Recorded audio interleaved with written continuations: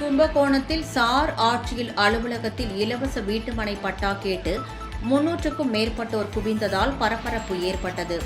மலிவு விலை வீட்டு வசதி திட்டமான பிரதான் மந்திரி ஆவாஸ் போஜனா கிராமம் திட்டத்தின் காலக்கெடு வரும் டிசம்பர் மாதம் வரை நீட்டிக்கப்பட்டுள்ளது.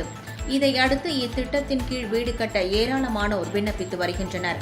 இந்நிலையில் கும்பகோணம் சுற்றுவட்டார பகுதியில் வாடகை வீட்டில் வசித்து வரும் 300க்கும் மேற்பட்டோர் இலவச வீட்டுமனை பட்டா கேட்டு கும்பகோணம் சார் ஆட்சியர் அலுவலகத்தில் குவிந்தனர். இதனால் அங்கு பரபரப்பு நிலவியது. தகவலறிந்த சார் ஆட்சியர் விஜயன் நேரடியாக வந்து பொதுமக்களிடம் இலவச வீட்டுமனை கோரிக்கை மனுக்களை பெற்றுக் கொண்டார்.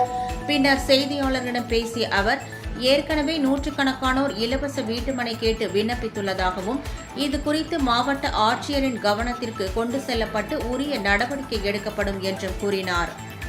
சுற்றியுள்ள பகுதியும் கும்பகோணத்தில் உள்ள மக்களும் பல்வேறு மக்கள் வந்து மோடி வீடு வேணும் அப்படின்னு சொல்லி வந்து கேட்டுக்கிட்டு இருக்கும்போது அவங்களுக்கு யாருக்குமே பட்டா இல்லை. அப்போ பட்டா வேணும், பட்டா இருந்தால் தான் மோடி வீடு கிடைக்குங்கிற பட்சத்தில் நாங்கள் ஒரு வழிகாட்டுதல் பண்ணோம். நீங்கள் அரசு அதிகாரிகளை போய் சப் கலெக்டர் அவர்களையும் போய் நேரடியாக ஒரு மனு கொடுங்க, அவங்க அதுக்கு உண்டான ஏற்பாடு செய்வாங்கன்னு சொன்னோம். அதன் அடிப்படையில் இன்று ஒரு 300க்கும் மேற்பட்ட குடும்பத்தை சார்ந்தவர்கள் சப் கலெக்டர் அவர்களிடம் மனு கொடுத்துருக்குறாங்க. அதாவது எங்களுக்கு ஒரு பட்டா கொடுக்கணும், ஒரு இடம் கொடுக்கணும் அரசாங்க சார்பாக அப்படின்னு சொல்லி ஒரு 300க்கும் மேற்பட்ட குடும்பத்தை சார்ந்தவர்கள் வட்டாட்சியரை வந்து பார்க்க வந்துருக்காங்க.